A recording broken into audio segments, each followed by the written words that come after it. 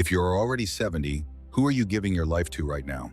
We live in a time when older adults are praised for one thing above all else: generosity. Give your time, give your money, give your energy, give until there's nothing left. Sounds noble, right? But here's what worries me. Too many people over 70 are quietly giving themselves away and calling it love. Think about these questions for a moment. You want to rest, but the phone rings and you pick it up anyway because someone needs you. Your savings are thin, but your grown child asks for help again, and you say yes before you've even thought about it. You're exhausted, but you stay up listening to someone else's problems because saying, "Not tonight," feels selfish. Sound familiar? We've been told our whole lives that a good person gives everything, that the more you sacrifice, the more virtuous you are. But here's the truth almost nobody tells you. After 70, giving the wrong things to the wrong people at the wrong time doesn't make you kind. It makes you empty. And an empty person has nothing left to give anyone. Today I'm going to share 5 things you should never give away after 70. These aren't suggestions. They're protections built from watching too many good, generous people reach the end of their lives whispering the same regret.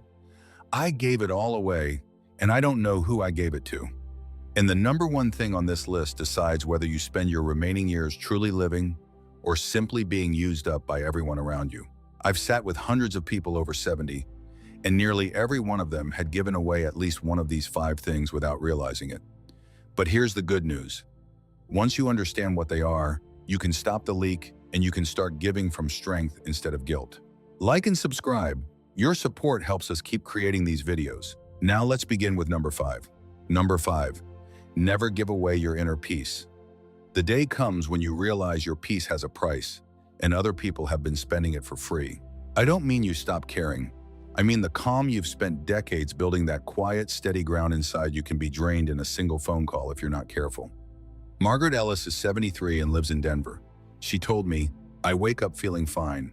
Then my daughter calls to vent about her marriage, and by noon my chest is tight and my hands are shaking." I carry her storm around for the rest of the day, even after she's hung up and moved on. Does this sound familiar? Here's what's actually happening. After a lifetime of caretaking, many people develop what I'd call an open door with no lock. Every worry, every complaint, every crisis walks straight in. You absorb other people's anxiety like a sponge absorbs water, and then you sit alone in the quiet of your own room, soaked in feelings that were never yours. The problem isn't that you love people. The problem is that you've confused 2 very different things: being present for someone and surrendering your stability to them. You can be fully, warmly there for a person without handing over the ground you stand on. Robert Hayes tried to be everything for everyone. Every grandchild's drama, every neighbor's complaint, every friend's heartbreak, he took it all on. Within 2 years, he was on blood pressure medication and couldn't sleep. His doctor asked what had changed. "Nothing," he said. He just kept saying yes. So what can you do? First, before you respond to any request that pulls at you, pause and breathe. Ask yourself one question. Can I give this without losing my footing? If yes, give freely and with joy. If no, you're allowed to set a limit.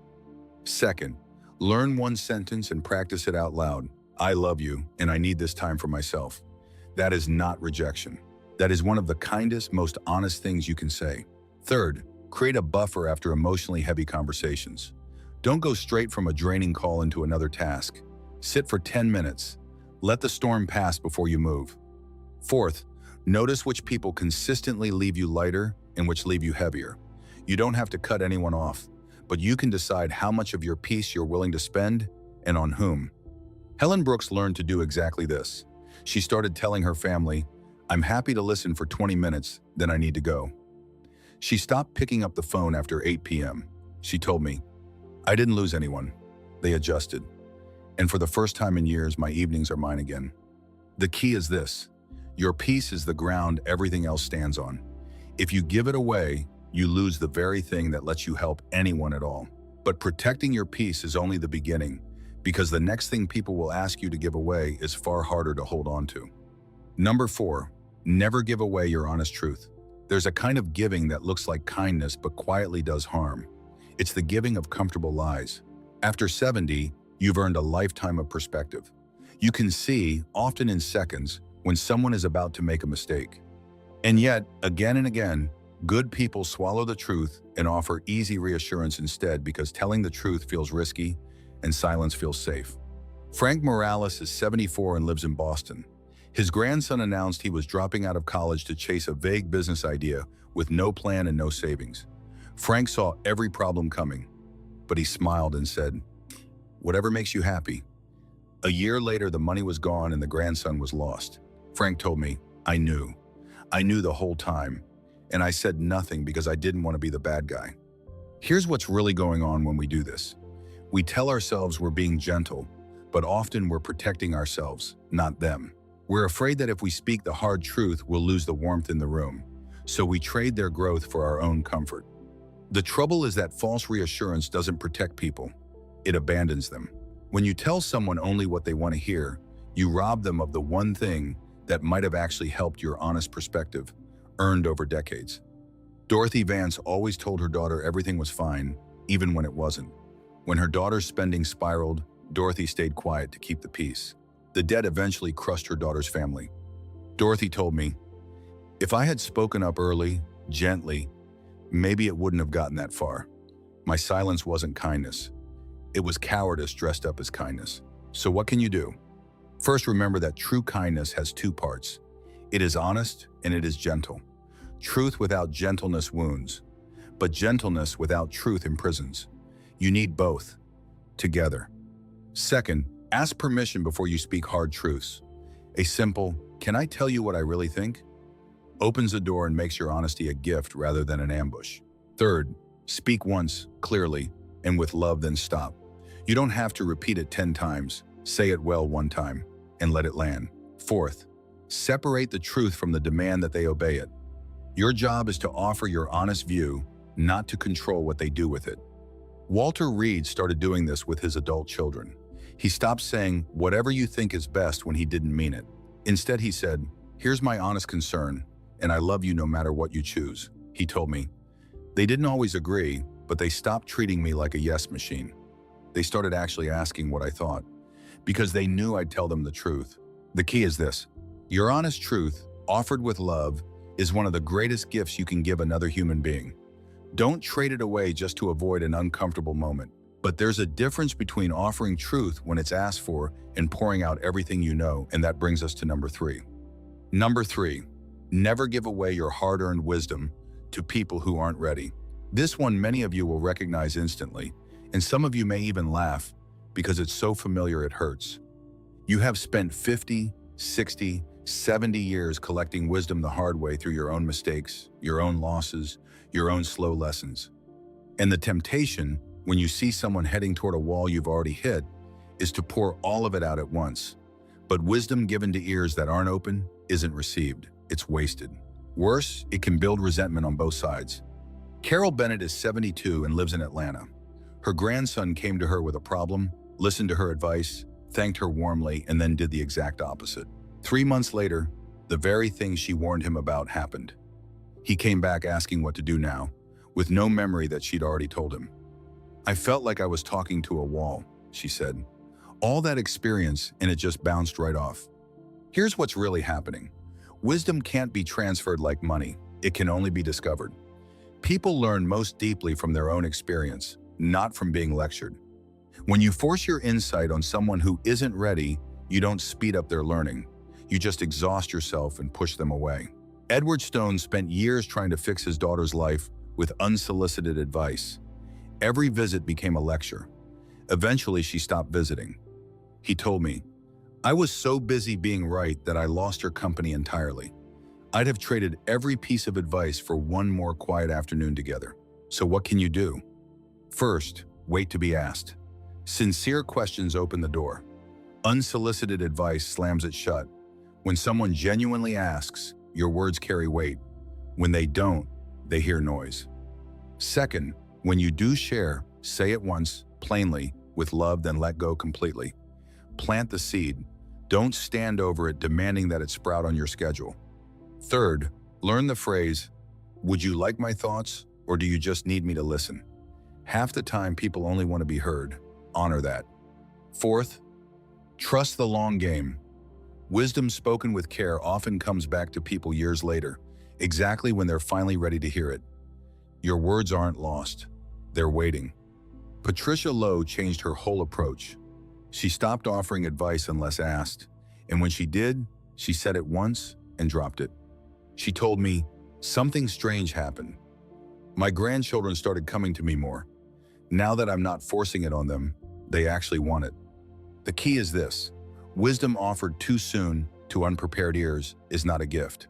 It's a burden you place on both of you. Wait for the right moment, then speak. But holding back your wisdom is easier than the next one, because number 2 asks you to let people you love struggle in front of you. Number 2, never give away your willingness to carry what belongs to them. This is the hardest one, and for many of you, it will be the most uncomfortable to hear. Every person is responsible for their own life, their own choices, their own consequences, their own growth.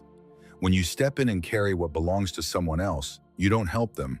With all the love in your heart, you quietly steal their chance to grow. George Ramsey is 71 and lives in San Diego. For the 3rd time, his adult son came asking him to cover a debt caused by reckless spending. For the 3rd time, George opened his wallet. I couldn't stand to watch him suffer, he said. But every time I rescued him, he learned nothing. He just came back sooner. Does this sound familiar? Here's what's really happening. There's a famous image of a butterfly struggling to emerge from its cocoon. A man, wanting to help, cuts the cocoon open. The butterfly comes out easily, but its wings never strengthen, because it was the struggle itself that was supposed to force life into them. It never flies. When you rescue someone from a consequence they need to face, you are cutting the cocoon. Your love is real, but the result is the same.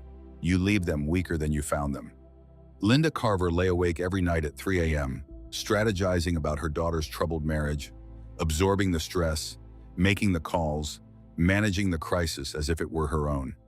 After 2 years, she was exhausted and ill, and her daughter's marriage was no better, because Linda had been doing all the work her daughter needed to do herself. So what can you do? First, learn the difference between supporting and rescuing. Supporting says, I'm here. I believe in you. I won't abandon you. Rescuing says, I'll take this from you so you never have to face it. One builds a person up. The other tells them you don't think they can handle their own life. Second, when someone begs you to carry their burden, stay present but hold the line. I know you can do this, and I'm right here while you do it. Third, stop lying awake solving problems that aren't yours. Their crisis at 3 a.m. is still their crisis. Your sleeplessness doesn't fix it, it just adds a second casualty. Fourth, let small consequences happen now, so large ones don't have to happen later. A person who never faces the cost of a small mistake will eventually face the cost of a catastrophic one. Thomas Reed finally stopped bailing his son out. It was agonizing. But he said, I love you, I believe in you, and I'm not going to fix this for you. Within a year, his son had found a steadier job and started paying his own way. Thomas told me, the kindest thing I ever did for him was the thing that felt the cruelest. The key is this: when you carry what belongs to someone else, you rob them of their own becoming. Be present, be loving, but let them grow. And now we come to the biggest one of all, the thing that affects everything else on this list. Number 1, never give away your remaining years of life energy. I want you to sit with this one. Really sit with it. Your time and energy after 70 are not unlimited. They are sacred, they are finite, and they are yours. And yet so many good, loving people spend these precious remaining years on things that were never truly theirs to give, driven by guilt, by obligation, by the word selfish hanging over their heads. Barbara Hughes is 72 and lives in Phoenix. For years, she organized every family event, managed every relative's problem, and never once chose how she wanted to spend her own days. When I asked what she did just for herself, she went quiet. Then she said, I don't know anymore. I've spent so long being needed that I forgot I was a person with my own life. Here's the truth I've heard whispered by people at the very end of their lives, over and over. I wish I had kept something for myself. Not out of greed, out of the painful knowledge that there was something they came here to feel, to see, to become, and they gave away every hour to other people's demands until there were no hours left. The cruelest part is that much of this giving wasn't even chosen. It was extracted, pulled out of them by guilt, by you're the only one who can help me, by people who could have found their own way, but found it easier to lean on someone who never said no. Frank Dawson realized at 78 that he had spent a decade as the family's unpaid driver, fixer, and bank. He had never taken the trip he dreamed of, never picked up the hobby he'd put off, never had a single season that belonged to him. "I gave my whole retirement to everyone else's emergencies," he said, "and then it was gone." So what can you do? First, every morning, before the phone rings and the requests begin, take 5 quiet minutes. Ask yourself 3 questions. What am I pouring my energy into today? Is this truly mine to give? Will this leave me more whole or less? Second, build something into your week that is purely yours. A class, a walk, a craft, a friendship, a quiet ritual. Protect it the way you'd protect an appointment with your doctor. It matters just as much. Third, when guilt pushes you to say yes, slow down. Guilt is not the same as duty. Ask whether the person genuinely cannot manage without you or simply prefers that you carry it. Fourth, remember that choosing to give is sacred, but being drained against your will is not generosity, it's depletion. You're allowed to give from a full cup and refill it before it runs dry. Eleanor White, at 75, finally started saying no to the endless requests and yes to her own life. She took the painting class she'd wanted for 40 years. She told me, "I thought everyone would fall apart without me. They didn't, they managed, and I finally got to meet the person I always wanted to become." The key is this. This life, even now, even at this hour, is precious beyond measure. Your remaining years are not spare change to be handed out. They are the last and most valuable thing you have. Spend them with intention. So let's pull these 5 together. Never give away your inner peace, because it's the ground everything else stands on. Never give away your honest truth, because truth offered with love is one of the greatest gifts you can give. Never give away your hard-earned wisdom to people who aren't ready, because wisdom forced on closed ears is wasted. Wait, then speak. Never carry what belongs to someone else, because in doing so, you rob them of their own growth. And never give away your final years of life energy, because this life is precious beyond measure. These aren't about closing your heart, they're about something deeper. There's an old image of a great tree that gives shade to everyone who rests beneath it. Travelers come and go, children play, birds nest in its branches. The tree gives endlessly, but only because its roots run deep and its trunk stands strong. It never gives away its own foundation. You are that tree. You've been giving shade for a long, long time. So the question I leave you with is simple. Are your roots still deep? Is your trunk still strong? Or have you been quietly giving those away too? Sit with that, not with guilt, not with regret, just with kindness toward yourself. And if you find you've been giving away things that were never meant to be given, know this, it's not too late to reclaim them. Not because you're closing your heart, but because you're finally learning to give from wisdom instead of from fear. That is the beginning of true generosity. If this opened your eyes to something you've been giving away without realizing it, please share this video with someone who needs to hear it. Leave a comment telling us which of the 5 hit you the hardest. And subscribe so you don't miss our next video. Thanks for watching. Remember, giving is beautiful, but giving from an empty cup helps no one. May the rest of your years be truly your own.